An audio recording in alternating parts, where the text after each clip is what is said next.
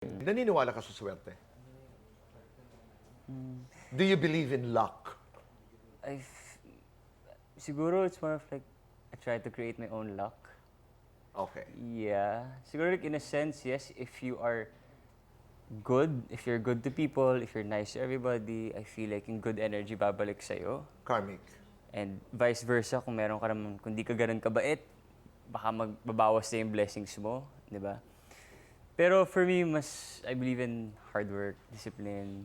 So ikaw, nagpa-practice ka ng mga traditional na mga bagay, pero you are a man of your own.